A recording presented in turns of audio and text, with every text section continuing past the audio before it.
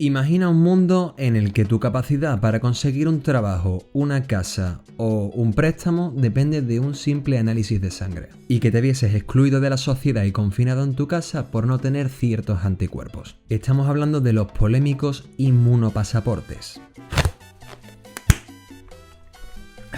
Aunque nos parezca una distopía un tanto orwelliana, los inmunopasaportes están siendo objeto de mucho debate, dado que algunos países están poniéndolo en práctica de un modo u otro. Históricamente ha habido muchos casos en los que el padecimiento de una epidemia ha llevado a que la sociedad se viese dividida en aquellos que habían sido inmunizados y aquellos que no. Durante la mayor parte del siglo XIX en Nueva Orleans, a raíz de una serie de epidemias de fiebre amarilla, la sociedad se dividió entre aclimatados y no aclimatados, es decir, aquellos que habían pasado la enfermedad y aquellos que no la habían pasado. La falta de inmunidad dictaba quién podía casarse con quién, dónde podían trabajar y aquellos sometidos a esclavitud cuánto valían. La presunta inmunidad concentró el poder político y económico en una élite rica, un argumento que también se usó para justificar la supremacía blanca. Pero claro está, no es el único caso. La historia tiene muchas muestras de, vamos a decir, este procedimiento, y en relación, por ejemplo, con Sevilla tenemos varias epidemias, pero una de las más importantes fue la de la epidemia de cólera de 1833. Fue la primera gran epidemia colérica que sufre la ciudad. Entra por el puerto, como siempre, ¿no? Todas las ciudades portuarias eran las más proclives a sufrir epidemias por el trasiego continuo de barcos de mercancía y de personas que provenían de otros lugares de infección. Y precisamente el cólera entra en Triana, entra por los estibadores de Triana, los cargadores del puerto, y se declara ya la epidemia en julio de 1833. Y es curioso porque la Junta de Sevilla, el gobierno, puso en cuarentena al barrio de Triana. Se cortó el antiguo puente de Barcas, que todavía no estaba construido el puente de Triana, que es de pocos años después. Y es curioso porque se prohibió el paso de toda persona proveniente del arrabal de Triana hacia la orilla de Sevilla. Algo similar podría ocurrir en nuestro futuro distópico si los gobiernos deciden establecer los llamados pasaportes de inmunidad, en un esfuerzo por revertir la catástrofe económica fruto de la pandemia que hemos vivido. La idea es simple: emitir una serie de pasaportes para certificar a aquellos que hayan pasado la enfermedad y tengan una inmunidad certificada. Las autoridades entonces levantarían las restricciones sobre aquellos que tuviesen inmunidad para poder trabajar, moverse libremente o socializar. El 24 de abril, la OMS advirtió sobre esta serie de pasaportes inmunitarios, dado que no se podía garantizar su precisión, puesto que actualmente no existe una evidencia sólida que certifique que si has pasado la enfermedad seas inmune en un futuro. Sí, generas inmunidad, pero ¿cuánto te dura? China ya ha introducido controles de seguridad virtuales, rastreo de contactos y códigos QR para limitar el movimiento de personas. Por poner otro ejemplo, Chile, en un alarde de juego de semántica, tiene la intención de emitir una serie de certificados de autorización médica con una validez de 3 meses. Te voy a presentar una serie de argumentos por los cuales estos pasaportes inmunitarios no van a servir absolutamente para nada, es más, van a empeorar las cosas. En primer lugar, los estudios serológicos determinan que sí, que las personas que han pasado la enfermedad en su mayoría generan ciertos anticuerpos. Hasta ahí bien. Pero no se sabe si son los suficientes para generar una inmunidad en el futuro. Si nos atenemos a datos del SARS o del MERS, podemos saber que estas infecciones víricas dejan una inmunidad de en torno a 1-2 años. Pero si la inmunidad del SARS-CoV-2 es más similar a la de un resfriado común, esta podría ser más corta de lo que pensamos. Por otro lado, tenemos las pruebas de diagnóstico serológico, que son una herramienta muy valiosa para determinar la prevalencia y la propagación del virus, pero varían ampliamente en su calidad y eficacia. Varias de las pruebas disponibles son más que eficaces. De hecho, tienen un 99% de fiabilidad en cuanto a sensibilidad y especificidad, pero datos preliminares sugieren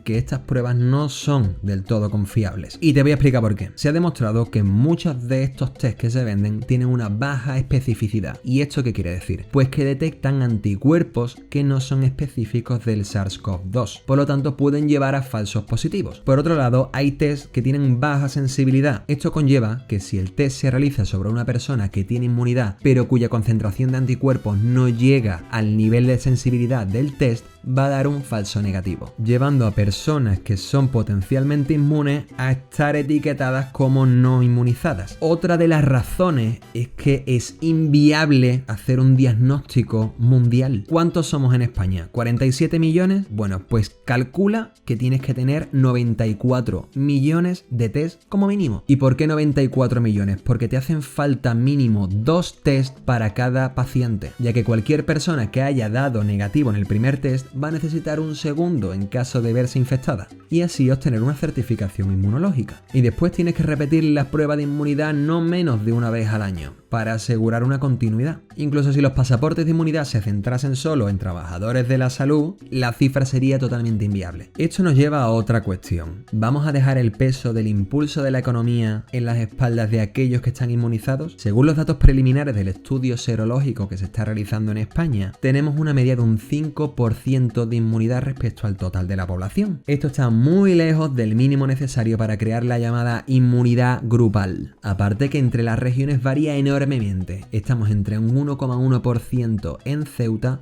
a un 14,2% en Soria. La baja prevalencia de la enfermedad, la diversidad entre regiones, el escaso acceso a un diagnóstico masivo, junto con unas pruebas que no son fiables al 100%, significa que solo un pequeño porcentaje de la población estaría certificada para trabajar libremente. Una cafetería no podría abrir sus puertas si solo parte de sus trabajadores estuviese inmunizada. Y tú no podrías ir al Primark a comprarte el pijama de Chihuahua porque no serías inmune. Después, el objetivo de estos pasaportes es controlar la movilidad. Cualquier sistema de certificación de inmunidad va de la mano de un sistema de monitorización y seguimiento. La documentación en papel es fácilmente falsificable, por lo tanto tenemos que pasar a un formato digital, en aplicaciones móviles, como se ha visto en China, se ha visto en Taiwán, vamos, que se está haciendo. Pero los documentos electrónicos llevan un mayor riesgo de pérdida de la privacidad. En ciertas provincias chinas, los códigos QR de las aplicaciones sanitarias controlan la entrada y salida de los ciudadanos en función de su estado de salud. Sin embargo, estas aplicaciones dan más información que esta, como el historial de viaje, con quién ha entrado en contacto, el estado de salud, la temperatura del cuerpo, entre otros datos diferentes. Y después está la cosa de que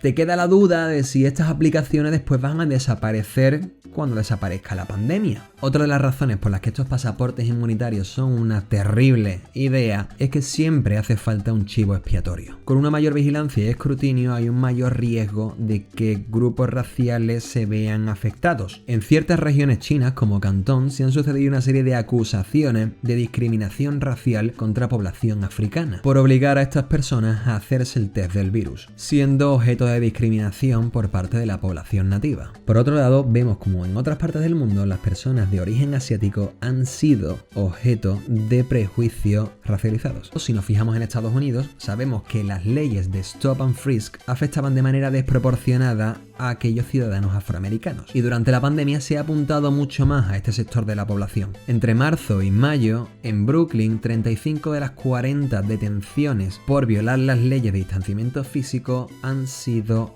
afroamericanas. Y esto no quiere decir que estas personas se hayan saltado más las leyes que otros grupos sociales. Quiere decir que hay un sesgo discriminativo hacia este sector. Vamos, que no lo digo yo, que lo dice el mismo alcalde de Nueva York. Pues imagina sumarle a esto un encarcelamiento digital, como implicaría un pasaporte inmunitario. Otra de las razones es que debido a una escasez de pruebas habría un acceso injusto a estos certificados. Quien sea más pudiente o poderoso tendrá más acceso a las pruebas diagnósticas que aquellas personas que estén en los estratos más vulnerables de la sociedad. Y esto sería especialmente grave en sistemas sanitarios no equitativos. Es más que probable que deportistas de élite, ejecutivos tecnológicos o políticos tengan un mayor acceso a estas pruebas que aquellas personas que necesitan de un trabajo para sostener el techo sobre sus cabezas o llevar comida a su mesa. O que se le dé menos prioridad a certificar la inmunidad de los niños cuando vayan a ir a la escuela o en personas mayores en residencia, en pro de aquellos sectores considerados económicamente productivos. Entonces, ¿a qué nos lleva esto?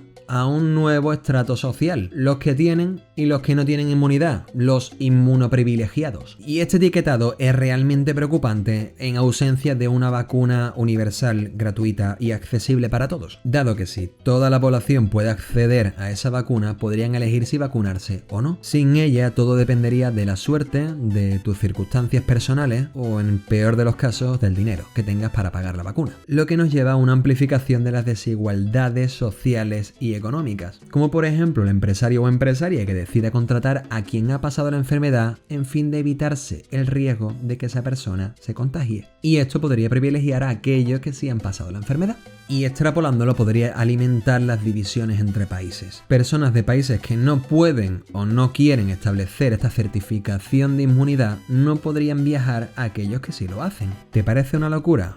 Pues en países como Rusia, Egipto, Singapur, las personas con VIH tienen restricciones a la hora de ingresar en el país, de conseguir una vivienda o un trabajo. O sea que no nos pilla tan lejos. La consecuencia final de todo esto, que es a lo que quiero yo llegar, es que conllevaría una amenaza para la salud pública y tú dirás, bueno, pero qué exagerado. Piénsalo, si la única manera de conseguir un trabajo es habiendo pasado la enfermedad y a ti te falta de comer, ¿no vas a ir a buscar el virus? Si el acceso a ciertas libertades sociales está supeditado a una certificación de inmunidad, lo que estás incentivando es que personas sanas y no inmunizadas vayan en busca de la infección. Y estas personas que reclaman la inmunidad podrían contribuir a propagar el virus. Utilizando concepciones de la ética arraigada en el liberalismo, contradice el objetivo propio de la salud pública. El éxito frente a una pandemia no reside en que yo me salve mi propio culo, sino en la solidaridad y en la apreciación de que estamos todos en el mismo barco. Una ética basada en la autonomía individual es extremadamente peligrosa, y el objetivo final debe ser promover el bien común. En lugar de invertir en pasaportes inmunitarios, los gobiernos en primer lugar lo que deberían invertir es en la fórmula que está más que probada que funciona: prueba, rastreo y aislamiento, siendo el estado de salud, los datos personales y la ubicación anónimos. Y por otro lado, en el desarrollo, la producción y distribución de una vacuna eficiente. Si el acceso a esta vacuna es gratuito y universal, éticamente es permisible establecer un pasaporte inmunitario. Pero si el acceso a la vacuna es limitado, nos llevaría a lo que hemos dicho antes. Sé que el tema es más que controvertido y las opiniones serán muy variopintas entre todos y todas los que estéis viendo este vídeo. Y esto podría llevar a un debate en el que podríamos citar hasta Foucault o la biopolítica.